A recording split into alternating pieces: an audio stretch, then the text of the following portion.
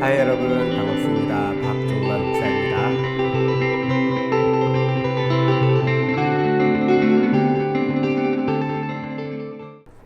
하이 여러분 반갑습니다. 오늘 이렇게 또 여러분 영상을 통해서 여러분을 좀 찾아가려고 하는데요. 오늘은 7월 5일입니다. 주일이고 지금 시간이 한 3시가 좀 넘은 것 같아요. 오늘 예배를 여러분 잘 들으셨죠? 아마 오늘 또 현장 예배 온 친구들은 또 오늘 메시지 가운데 여러분에게 허락하시는 또 특별한 은혜가 있기를 간절히 소망하고 여러분의 매일의 삶 가운데 그 말씀대로 이루어가시는 하나님을 경험할 수 있기를 바랍니다. 코로나 때문에 못 나온 친구들이 많이 있어서 오늘 함께 나눈 이 말씀을 좀 요약으로 해가지고 여러분에게 좀 함께 말씀을 나누고요. 우리 다음 주부터는 여러분들 코로나가 물론 있긴 하겠지만 혹시라도 온라인 예배 가운데 어려움이 있고 그리고 온라인 예배 가운데 집중하기가 어렵고 또 힘든 친구들은 가능하면 또 현장 예배로 나올 수 있었으면 좋겠습니다. 자, 먼저 오늘 이미 설교를 들은 친구들은 다시 한번 기억한다고 생각하시고 오늘 말씀을 좀 함께 들었으면 좋겠습니다. 오늘 설교 제목이 무엇이었냐면 여러분 기억나시나요? 우리에게 오신 예수님 파트 2였습니다. 네, 지금 요한일서를 지금 함께 나누고 있는데 요한일서 처음에 여러분과 함께 설교 나누었던 설교 제목이 우리에게 오신 예수님이었죠. 그리고 오늘은 이 시간 우리에게 오신 예수님에 대해서 그 두 번째 이야기를 함께 나누고자 합니다. 첫 번째로 먼저 우리에게 오신 예수님 첫 번째 이야기를 함께 나눌 때는요, 예수님께서 이 땅 가운데 왜 오셨는가, 그거에 대해서 말씀을 나누었습니다. 그리고 이 땅 가운데 오신 예수님이 왜 오셨냐면 우리와 사귐이 있게 하기 위해서 이 땅 가운데 오셨다라고 말씀을 드렸죠. 그리고 오늘은 왜 오셨는가에 대해서 두 번째 이야기를 사도 요한이 하고 있습니다. 그 이야기를 함께 나누도록 하겠습니다. 청소년을 섬기는 많은 사역자들이 있습니다. 저를 비롯한 우리 여러분들을 섬기는 많은 사역자들이 이 한국교회 그리고 한국당에 많이 있는데요. 그분들이 하시는 말씀이 있습니다. 뭐냐면 학생들에게 이제 많이 하는 이야기인데 교회를 올 때 두 가지를 챙기고 와야 된다라고 이야기를 하죠. 첫 번째는 무엇이냐면요, 바로 성경입니다. 요즘에는 스마트폰으로 모든 걸 다 하기 때문에 굳이 성경을 가지고 다닐 필요가 없는 것처럼 느껴지겠지만 여러분이 직접 말씀을 묵상하고 또 정리하고 그리고 말씀 읽을 때마다 스마트폰으로 읽는 것보다 직접 성경을 가지고 읽는 것이 훨씬 더 여러분에게 더 기억에 많이 남고 좋기 때문에 여러분만이 가지고 있는 그 성경을 꼭 가지고 다니라고 권면을 합니다. 그래서 저도 여러분에게 예배 드릴 때 성경을 꼭 챙겨 오라고 이야기하는 이유가 다 그런 이유가 있는 것이죠. 자, 두 번째로 여러분이 교회에 올 때 챙겨야 될 두 번째가 있는데 그것은 무엇이냐면 바로 개념이라는 것입니다. 개념. 여러분, 이 개념이라는 단어 여러분 많이 쓰고 또 많이 들어봤을 거라고 생각을 합니다. 그런데 우리가 이 개념에 대해서 한번 생각을 해볼 필요성이 있습니다. 그렇다고 해서 여러분 모두가 개념이 없다라고 이야기하는 것은 아닙니다. 그런데 우리가 흔히들 개념이 없다라고 이야기를 하면 듣는 사람은 굉장히 기분이 언짢는 경우들이 많이 있죠. 우리가 일반적으로 개념이 없다라고 말할 때는요, 그 상황이나 그 분위기를 파악하지 못하고 그 다음에 파악하지 못한 말과 행동을 할 때에 우리는 그 사람이 개념이 없다라고 이야기를 합니다.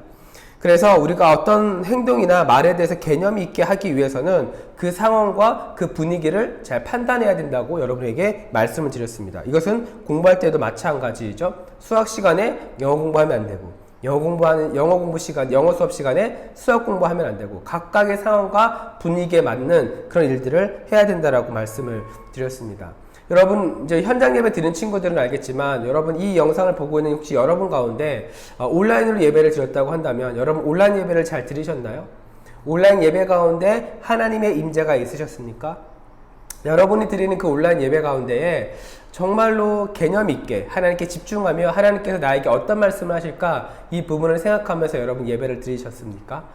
그렇게 만약에 하지 못했다고 한다면 여러분 다시 한번 생각을 해야 하는 것이죠. 왜냐하면 이 예배를 드릴 때 필요한 개념이 무엇이냐면 예배의 상황과 예배의 분위기가 지금 어떠한지 그 상황에 맞게 내가 반응해야 된다는 것입니다. 예배를 드릴 때 내가 지금 잠을 자야 되는 타이밍인지 아니면 핸드폰을 해도 되는 타이밍인지 예배를 드리면서 온라인 예배를 드리면서 혹시라도 누워있거나 하는 것은 아닌지 이런 여러 가지 상황들을 보면서 여러분이 개념이 있는 예배에 대한 개념을 잘 잡고 있는 친구라면 그 예배 가운데 임재하신 하나님 기대하고 자세를 바르게 하고 준비된 마음과 그 다음에 준비된 자세로 하나님 앞에 나아간다라는 것이죠. 이것이 바로 예배에 대해서 개념이 있는 사람의 모습이라는 것입니다. 자, 이러한 맥락에서 이 개념은요 굉장히 중요해요. 우리가 개념에 벗어난 행동을 하면 그 사람은 반드시 공동체 안에서 어려움이 당할 수가 있습니다. 그런데 이 개념에 대한 정의를 보니까 어떻게 이야기를 하고 있냐면 이렇게 정의를 합니다. 개념은 어떤 사물이나 현상에 대한 일반적인 지식. 다시 말해서 우리가 개념 있는 삶, 개념 있는 행동을 하기 위해서는 그 부분에 대한 지식이 있어야 된다는 것이죠. 수학을 잘하려면 수학에 대한 지식이 있어야 되고, 영어를 잘하려면 영어에 대한 지식이 있어야 되고, 역사를 잘하려면 역사 전반에 대한 배경 지식이 있어야 그 역사를 이해할 수 있는 것입니다. 자, 그렇다고 한다면 우리의 신앙생활은 어떨까요? 신앙생활에서 개념이 있으려면 어떻게 해야 할까요? 그것은 바로 하나님을 알아야 된다는 것입니다. 하나님을 알고 그 다음에 말씀을 알아야 그 말씀에서 말하고 있는 하나님, 그리고 우리 삶 가운데 역사하신 그 하나님을 우리가 경험할 수 있다는 것입니다. 다시 말해서 여러분이 이 시간을 통해서, 이 영상을 통해서도 하나님이 어떠한 분이신지 배울 수 있어야 여러분이 교회를 다니면서 개념에 벗어난 행동을 하지 않는다라는 거예요. 자, 이러한 맥락에서 오늘 우리가 보고자 하는 말씀이 바로 요한 1서 2장 1절부터 6절까지 말씀이에요. 자, 요한 1서 2장 1절부터 6절까지는요 기독교의 가장 핵심적인 내용을 우리에게 알려주고 있어요. 이것을 다른 말로 하면 오늘 본문의 그 핵심, 요한 1서 2장 1절부터 6절까지의 내용을 잘 이해하면 여러분이 개념을 가지고 하나님에 대한 마음을 가지고 신앙생활을 잘 할 수 있다는 것입니다. 자, 그런 맥락에서 먼저 지난주에 언급했던 내용들을 함께 좀 정리하고 말씀을 계속 이어갈게요. 지난번에 이야기했던 것처럼 이 요한일서는 예수님이 죽으시고 부활하신 지 90년 혹은 95년, 학자들까지는 어떤 학자들은 100년까지 보고 있는데 그 100년 정도가 지나갔을 때 쓰여졌다라고 이야기를 하고 있습니다. 자, 그러면서 이 서신서를 기록할 당시 이 사도 요한은 에베소에 있었는데 지난 시간에 뭐라고 이야기했나요? 이 요한일서의 수신자 누구입니까? 기독교인입니까? 아니면은 비기독교인일까요? 하나님을 믿고 교회를 다니는 사람들 향해서 이 서신서는 쓰여졌다라는 것입니다. 그러면서 믿음의 1세대가 아니라 믿음의 2세대, 3세대, 교회를 다니는 사람들 향해서 이 서신서는 쓰여졌다라는 것입니다. 어쩌면 여러분들과 같이 모태신앙인 그런 그리스도인들을 향해서 쓰여졌다라고도 이야기할 수 있다는 것이죠. 자, 그러면서 이 사도 요한은 요한일서를 기록하면서 첫 번째 목적을 이렇게 이야기했다고 말씀드렸죠. 하나님과 우리와 사귐이 있게 하기 위해서 이 요한일서를 썼다라고 말씀을 드렸어요. 자, 그러면 요한일서 오늘 우리가 보게 될 이 본문에서는 그 두 번째 목적을 언급을 하고 있는데 그 목적이 무엇인지 한번 살펴보도록 하겠습니다. 자, 요한일서 2장 1절을 보니까 이렇게 기록을 해요. 나의 자녀들아, 내가 이것을 너희에게 쓰면 너희로 죄를 범하지 않게 하려 함이라. 만일 누가 죄를 범하여도 아버지 앞에서 우리에게 대언자가 있으니 곧 의로우신 예수 그리스도시니라.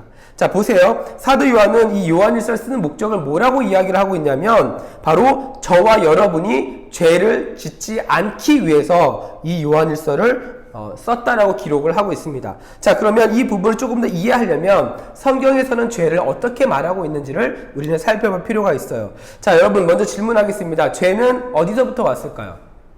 죄는 어디서부터 시작을 했을까요? 자, 로마서 5장 12절을 보니까 이렇게 기록을 합니다. 로마서 5장 12절이에요. 그러므로 한 사람으로 말미암아 죄가 이 세상에 들어오고 죄로 말미암아 사망이 들어왔나니 이와 같이 모든 사람이 죄를 지었으므로 사망이 모든 사람에게 이르렀느니라. 여러분 잘 보세요. 자, 먼저 여기서 죄는 누구로부터 들어왔습니까? 한 사람으로부터 들어왔대요. 한 사람. 그 한 사람이 누구일까요? 네, 맞습니다. 여러분 생각하는 바로 아담이었죠. 자, 그리고 그 아담을 통해서 죄가 들어왔고 그 결과는 무엇이라고 말합니까? 바로 사망이라고 이야기를 하고 있어요. 자, 그러니까 우리는 이 부분을 이렇게 볼 수 있어요. 이 땅을 살아가는 우리는, 저와 여러분은, 모든 사람은 태어나는 그 순간부터 한 가지 방향을 향해서 가고 있는데, 그것이 무엇이냐면 바로 죽음, 사망이라고 하는 방향이라는 것입니다. 이 부분에 대해서는 그 어느 누구도 차별이 없어요. 돈이 많다고 해서, 지식이 뛰어나다고 해서, 학벌이 뛰어나다고 해서 더 오래 살 수 있다라고 생각할 수 있겠지만, 중요한 것은 결국에는 이 사망을 다 경험하게 된다는 거예요. 모든 사람은 이 죽음을 경험하게 되어 있다는 것입니다. 자, 그런데 한 가지 놀라운 사실은 무엇이냐면, 한 사람으로 말미암아 들어온 이 죄가 한 사람으로 말미암아 다시 해결됩니다. 자, 로마서 5장 19절인데요. 이렇게 기록을 해요. 한 사람이 순종하지 않음으로 많은 사람이 죄인 된 것 같이 한 사람이 순종하심으로 많은 사람이 의인이 되리라. 자, 앞에서 말했던 것처럼 죄 때문에 들어온 한 사람이 누구라고요? 네, 아담이었습니다. 자, 그런데 우리를 의인으로 만들어줄 그 한 사람은 누구입니까? 아까 보았던 말씀이죠. 요한일서에서 계속해서 이야기하고 있는 그 한 사람, 바로 예수 그리스도시다라는 거예요. 그리고 이 예수 그리스도께서는 왜 오셨는가? 이 죄의 문제를 해결하시기 위해 이 땅 가운데 오셨다라는 것입니다. 이 부분에 대해서 요한일서 2장에는 이 예수님을 뭐라고 표현하냐면 화목제물이라고 표현을 하고 있죠. 자, 여기서 말하는 화목제물이라고 하는 것은 쉽게 이야기하면 이것입니다. 하나님과 우리 사이가 화목하게 잘 지내게 하기 위해서 예수님께서 자신의 몸을 제물로 드렸다라는 거예요. 자, 이해가 되십니까? 예수님께서 저와 하나님 사이를 화목하게 만들기 위해서 자신의 몸을 제물로 드렸다라는 거예요. 그렇기 때문에 예수님께서 이 땅 가운데 오셔서 어떻게 했습니까? 십자가에 달려 죽으시고 부활하셨습니다. 제물로 오신 것이죠. 자, 그런데 저는 오늘 본문 말씀을 묵상하고 준비하면서 한 가지 의문점이 떠올랐어요. 그것이 무엇이냐면, 사도 요한이 이 요한일서를 쓰면서 수신자가 누구라고 말씀을 드렸어요? 하나님을 믿고 있는 사람. 오늘날로 말하면 교회를 다니고 있는 사람. 두 글자로 이야기하면 성도에게 쓰는 편지였다라는 거예요. 그렇다고 한다면 여러분, 믿음이 있었습니까? 없었습니까? 이 편지를 보는 사람들이 믿음이 있었어요. 나름대로 자신들이 믿음을 갖고 있다라고 생각을 하고 있었습니다. 그런데 왜 사도 요한은 이 죄의 문제를 이야기하고 있을까요? 그 해답이 아까 우리가 보았던 요한 1서 2장 1절에 있습니다. 자, 사도 요한이 왜 썼다고 이야기합니까? 이 요한 1서를 왜 썼다고 이야기합니까? 이렇게 이야기합니다. 너희로 죄를 범하지 않도록 하기 위함이다 라고 이야기를 해요. 자, 이 말은 무엇인가? 그 당시 사도 요한이 이 요한 1서를 썼을 당시 교회를 다닌 사람들이 죄를 지었다라는 거예요. 교회를 다니면서도 여전히 세상 가운데 있었다라는 것입니다. 세상과 구별된 삶을 사는 것이 아니라 믿지 않은 사람들과 똑같이 생활하고 그렇게 살아갔다라는 거예요. 앞에서 처음 말했던 것을 가지고 다시 이야기하면 교회를 다니면서도 개념이 없이 살았다라는 것입니다. 이 부분에 대해서 현재 열린교회 담임 목사님이신 김남준 목사님께서 책을 한 권 쓰셨는데요. 그 책의 제목이 무엇이냐면 개념 없음이에요. 개념 없음. 자, 이 개념 없음이라고 하는 책에서 이러한 말씀을 하십니다. 제가 읽어드릴게요. 우리는 살아가며 수많은 사람들을 만나고 그들에게 우리의 의지와 상관없이 어떤 인상을 남기게 됩니다. 그런데 이렇게 각인된 인상은 그 사람에게 우리의 말과 행동을 해석하는 틀로서 작용하는데, 문제는 한 번 생긴 인상은 여간해서 바꾸기가 쉽지 않다는 데 있습니다. 좋은 인상을 심어주었다면 다행이지만 나쁜 인상을 심어주었다면 이후로 무엇을 하건 그 사람에게 좋지 않게 비치는 것입니다. 자, 이렇게 말씀하시고 그러면서 한 문장은 굉장히 중요하게 말씀을 하시는데 이렇게 말씀하세요. 삶의 태도는 은혜가 담기는 그릇입니다 라고 이야기를 해요. 자, 저는 이 부분을 오늘 함께 나눌 이 요한 1서 2장의 부분과 비춰보면 이렇게 이야기할 수 있을 것 같아요. 세상은 여러분을 통해 교회를 보고 판단한다라는 거예요. 다시 말해서 세상은 여러분을 통해 교회를 보고 하나님을 본다라는 것입니다. 그래서 사도 요한이 강조하는 것이 무엇일까요? 바로 말씀을 지키는 삶을 강조를 하고 있어요. 왜냐하면 말씀을 지키는 사람이 예수 그리스도를 알고 있는 증거가 된다라고 요한일서 2장 3절부터 4절에서 이야기하고 있기 때문에 그렇습니다. 이 부분을 제가 읽어드리도록 할게요.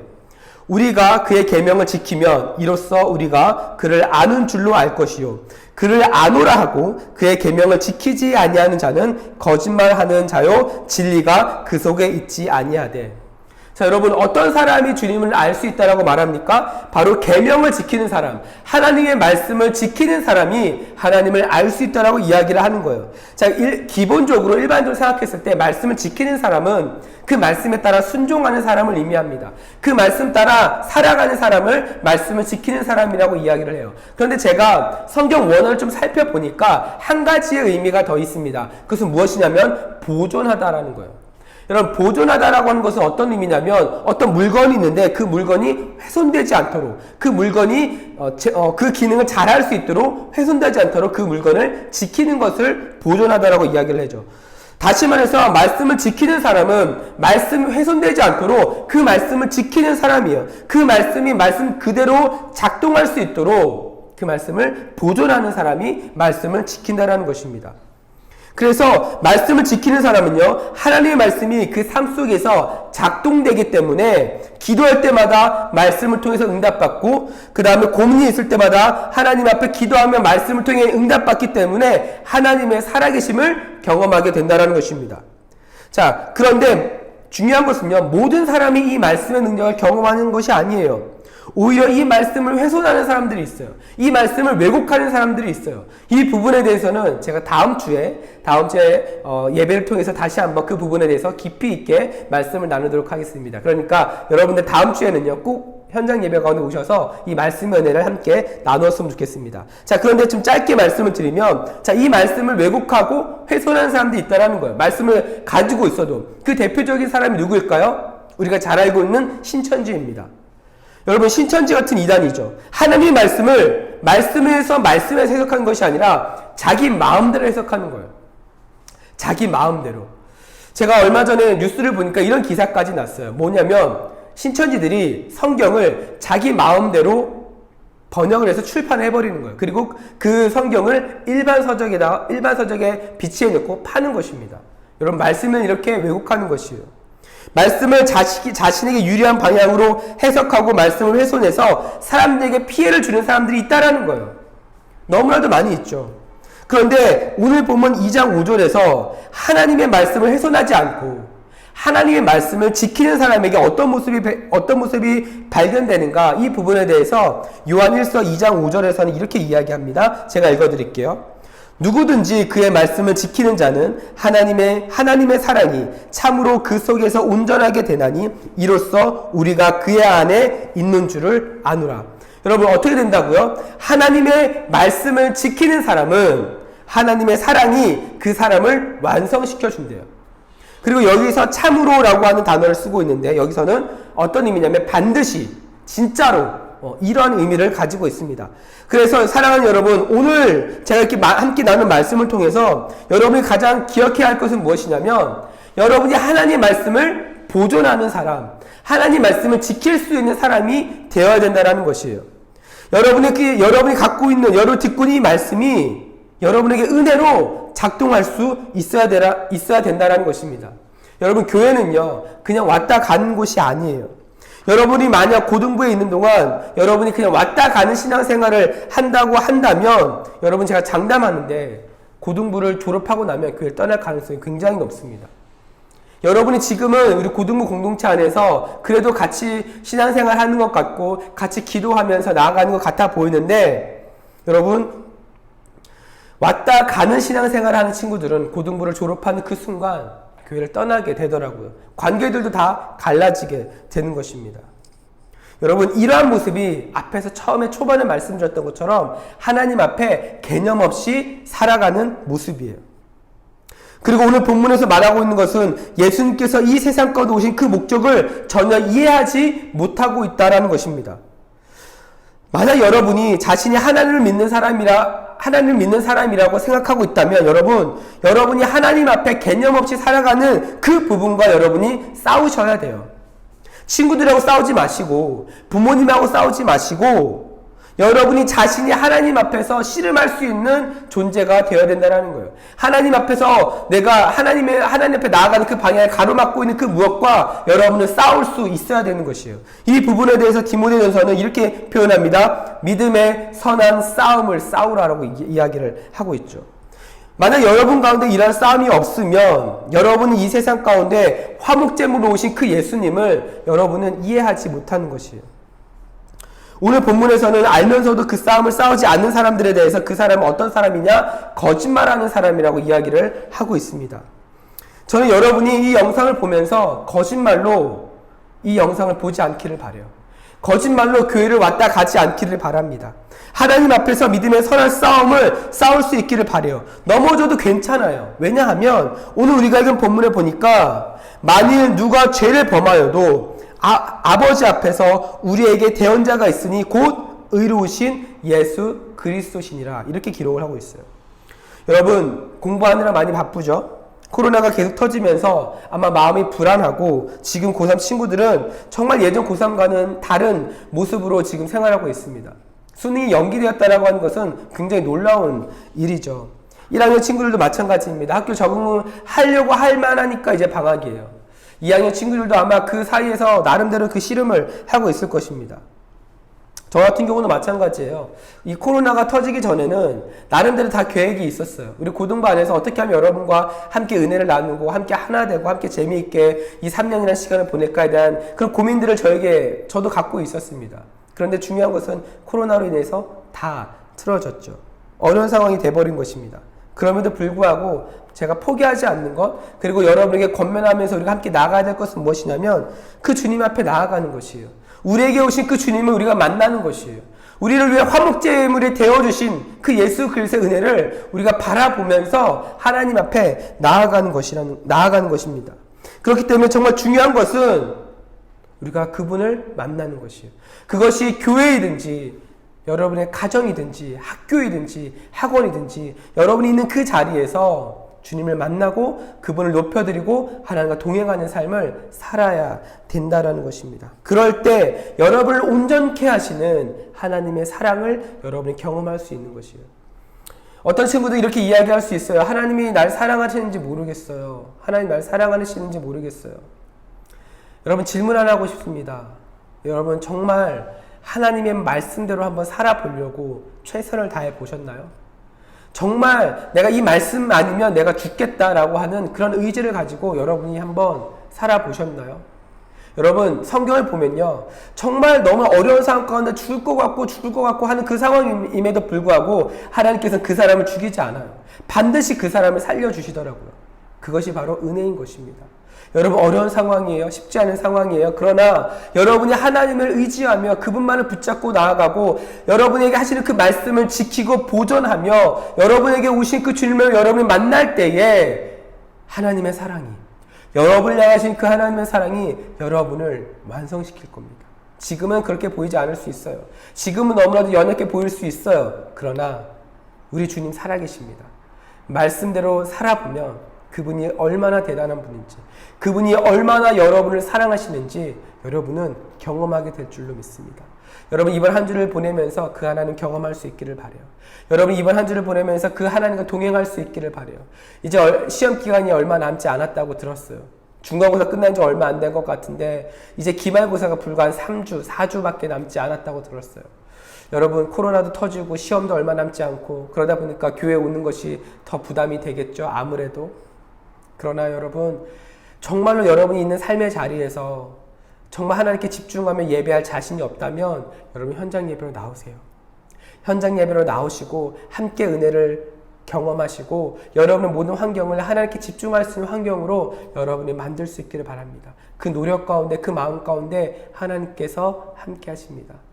사랑하는 여러분, 여러분을 응원하고요. 우리 선생님들이 같이 기도하고 있습니다. 그러니까 여러분 혼자라고 생각하지 마시고 여러분을 위해서 기도하고 계시는 분이 항상 있구나라고 하는 것을 잊지 마시고 이번 한 주도 주님과 동행하며 승리하는 삶, 그런 여러분의 삶이 되기를 간절히 소망합니다. 제가 잠깐 기도하고 마무리하겠습니다.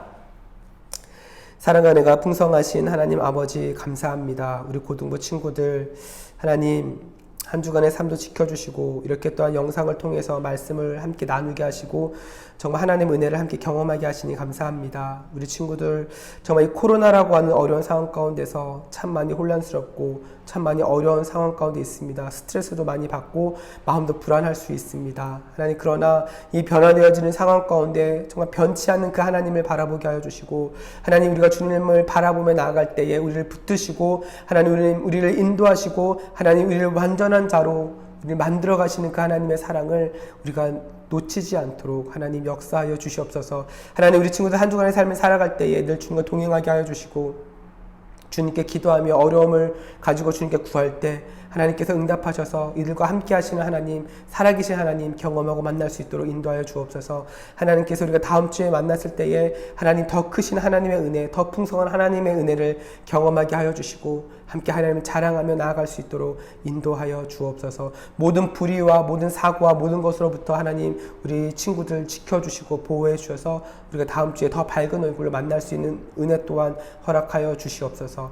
감사하며 예수님의 이름으로 기도했습니다. 아멘. 사랑하는 여러분, 축복하고 우리 다음 주에 만나도록 하겠습니다. 빠이. 다음 주에 만나요.